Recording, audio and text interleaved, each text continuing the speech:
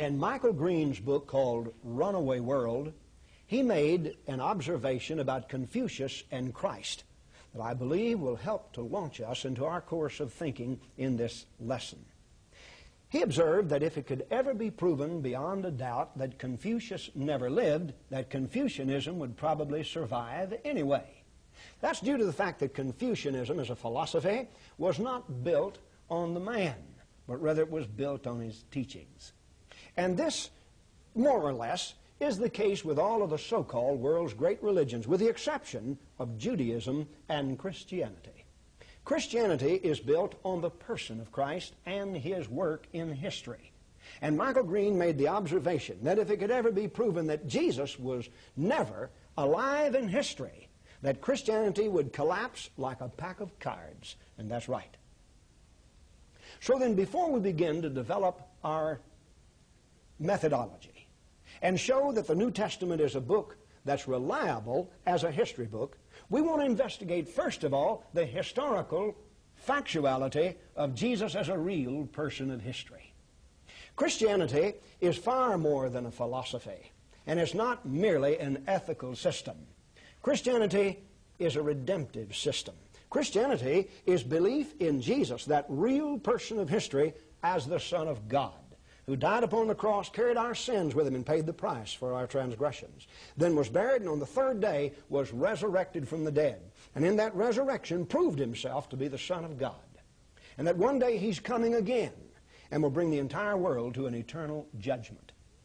And so any investigation into the genuineness of the claims of Christianity has to begin with an investigation of the historical factuality of Jesus as a real person of history. Because apart from him, there'd have been no death, there'd have been no resurrection, and there'd be no redemption of the human race from its plight.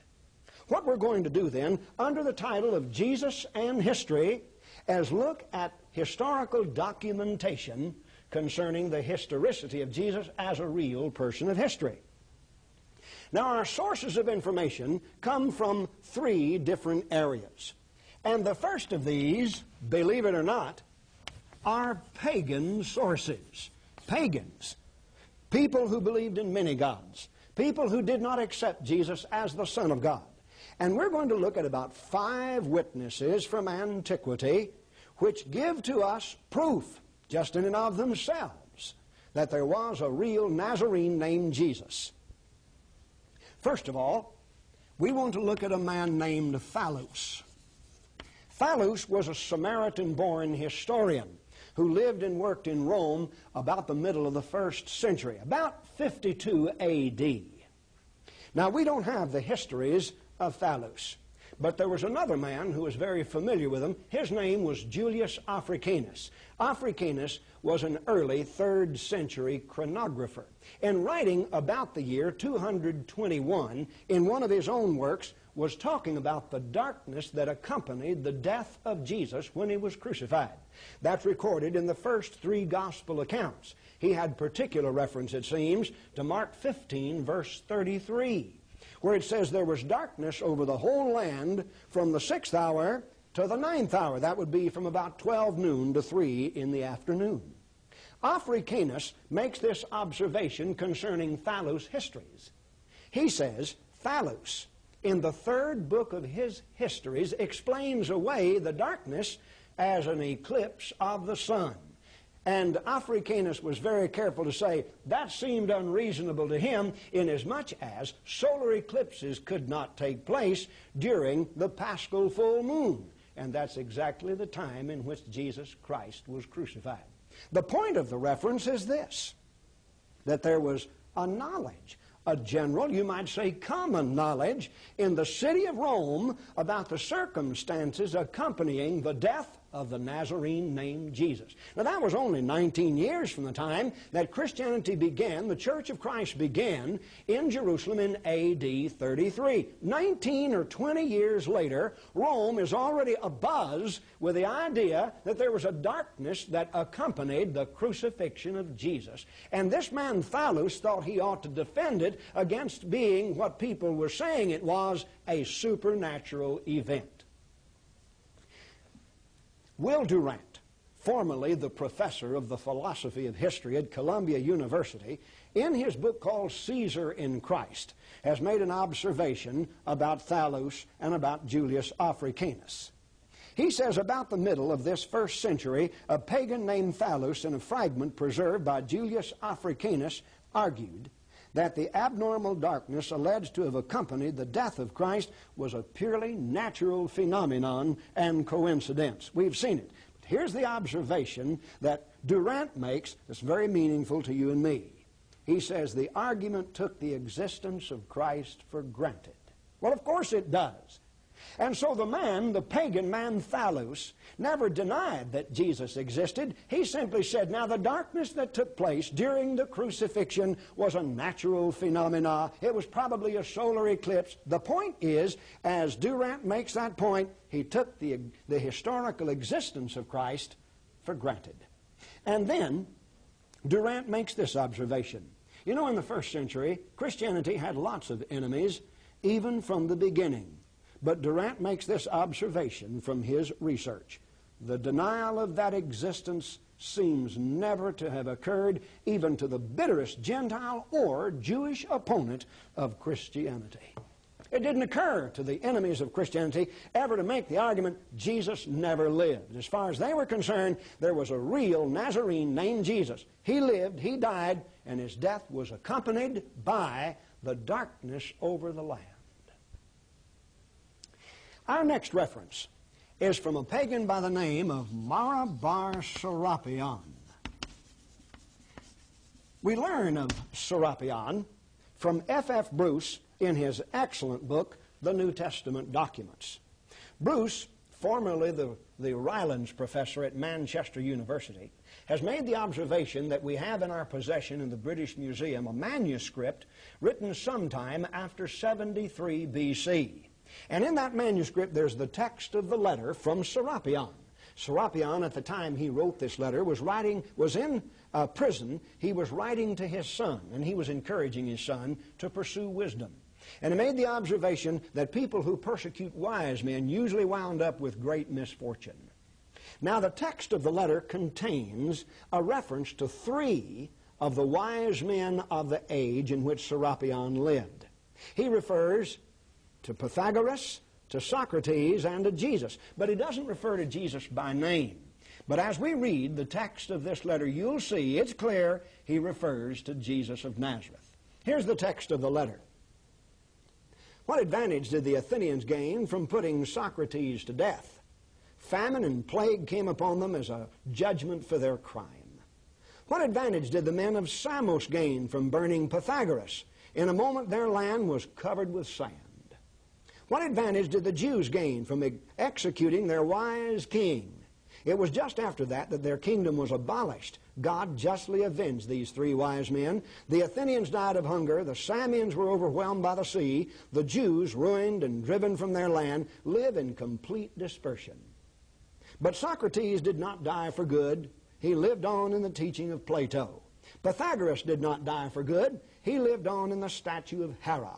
Nor did the wise king die for good. He lived on in the teachings which he had given. Well, there's some inaccuracies in here that a pagan would probably be given to. First of all, Jesus Christ's teachings were neither crucified nor buried to live on later on. The point is that this pagan refers to Socrates, he refers to Pythagoras, and he refers to the wise king of the Jews who, after the Jews killed their king, then their land was glutted, and they themselves were sent out into dispersion. Josephus, the historian, tells us that after the destruction of Jerusalem by Titus Vespasian, that the slave market was glutted with Jews. Now that identifies exactly what Mara bar Serapion was saying about who that king of the Jews is. It's without a doubt Jesus Christ. The point of it is that by some time after 73 A.D., by the time that Serapion was writing to his son, Jesus Christ had already gained fame and stature equal with that of men like Socrates and Pythagoras. As far as this man was concerned, there was no doubt about it, Jesus was a real person of history. Now we come to a third reference, a third witness, one of the most outstanding witnesses from history. C. Cornelius Tacitus. Tacitus is rated as the greatest of Roman historians. Now, Tacitus wrote from about 110 to 115. And in his life of Nero, he began to talk about the great fire of Rome, the fire of A.D. 64. Now, it was rumored that Nero had actually started the fire in order to gain glory by rebuilding the city of Rome. Now, there's an observation that is made here by Tacitus, the historian. I want to read to you what he has to say about that matter. He says, all of the human efforts, all the lavish gifts of the emperor, and the propitiations of the gods did not banish the sinister belief that the conflagration was the result of an order. Now, the historian Tacitus makes it clear that there was a rumor that was begun in Rome that Nero himself had started the fire, and that Nero did everything he could to put that accusation to rest, but he couldn't do it.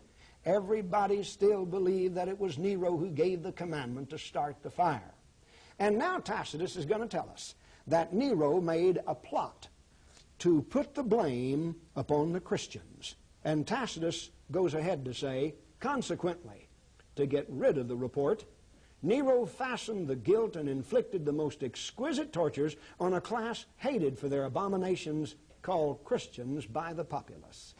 Christus, from whom the name had its origin, suffered the extreme penalty during the reign of Tiberius at the hands of one of our procurators, Pontius Pilatus.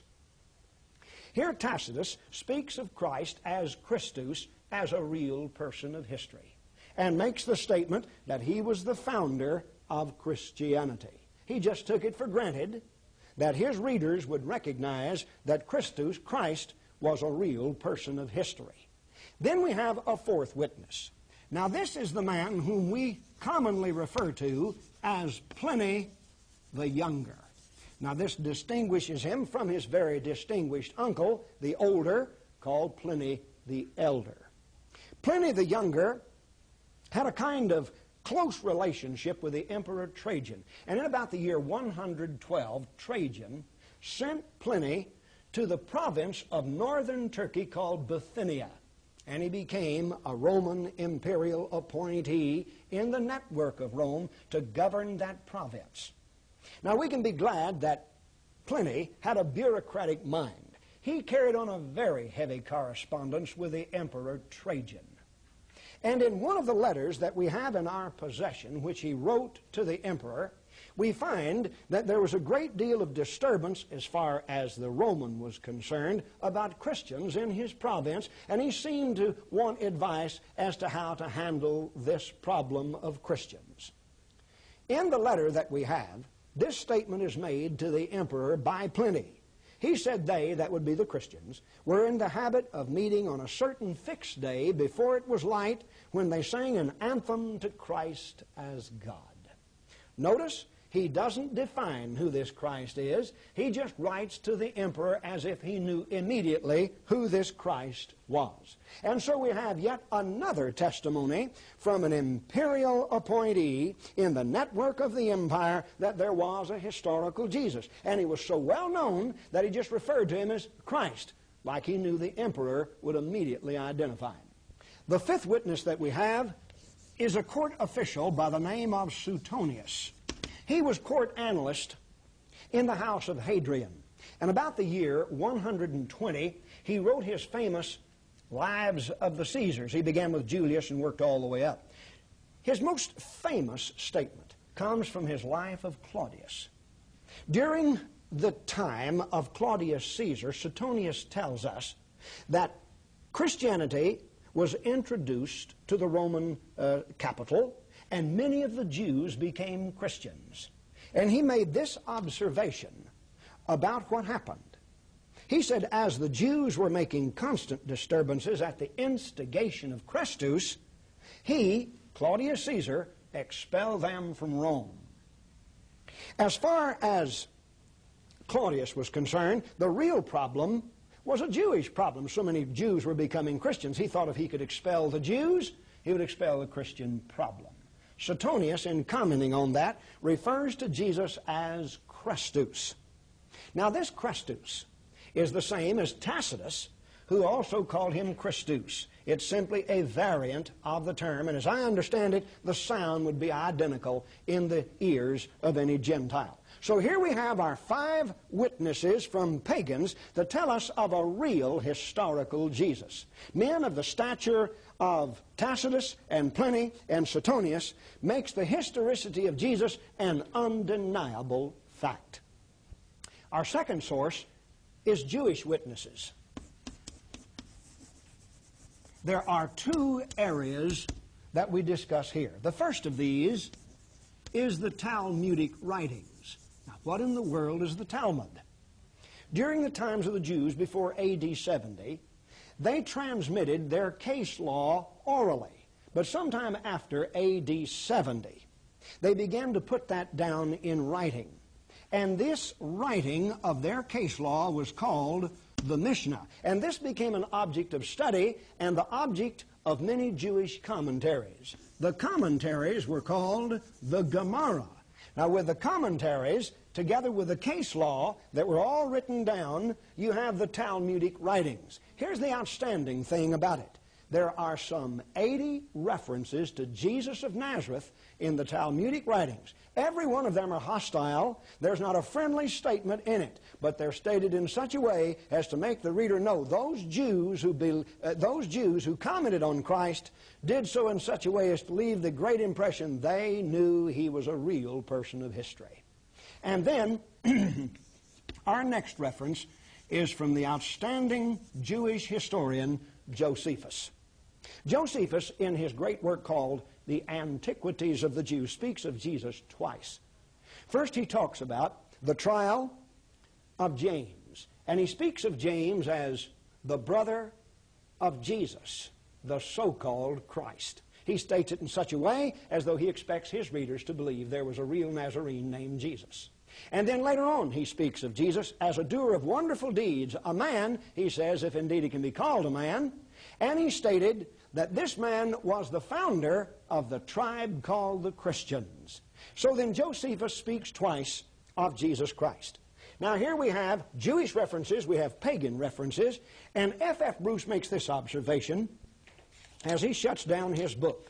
Having gone over both pagan and Jewish sources, he says whatever else may be thought of the evidence from early Jewish and Gentile writers as summarized in this chapter, it does, at least for those who refuse the witness of Christian writings, establish the character of Jesus himself. And he observes, some writers may toy with the fancy of a Christ myth, but they do not do so on the ground of historical evidence. As far as these people were concerned, there was a real Jesus of history. Our third and final source is the New Testament itself.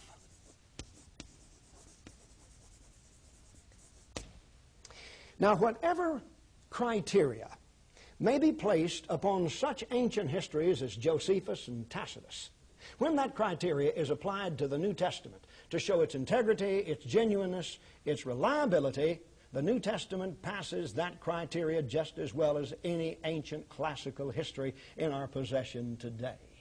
And so that the New Testament is a record that talks to us about the real historical Jesus. Now, the New Testament, if it was the only document that we had in our possession that spoke of Jesus, would be totally adequate to prove that Jesus was a real person of history. Will Durant makes this observation. After investigating all of the material concerning the historicity of Jesus, he says that if we do not come to the conclusion that Jesus of Nazareth was a real person of history, we're going to have to take the improbable hypothesis that Jesus was invented in one generation. How do you invent Jesus and Christianity, a myth, the colossal size of Christianity in a single generation, and pass that off upon a generation of people who knew better? The only conclusion is there was a real Christ, and these sources, the pagan sources, the Jewish, and the New Testament, all are totally reliable sources to tell us about the historical Jesus. Now, the fact of Jesus is supplied to us then by sources friendly and hostile. And they're of such quantity and they're of such quality that they make the existence of Jesus an indisputable matter of history. Will Durant, after he considers the references to the historical Jesus, concludes that section in his book by making this observation. He says, the outlines of the life, the character, and the teaching of Christ remain reasonably clear and constitute the most fascinating feature in the history of Western man. Durant makes it obvious that there was a real person of history who had such an impact upon the first century that that impact has carried its way through the centuries even to this present day. Altogether, from pagan sources, Jewish sources, and the New Testament itself, we conclude there was a real Jesus, a real Nazarene. Christianity bases the whole of its teaching upon the reality of that Jesus of history.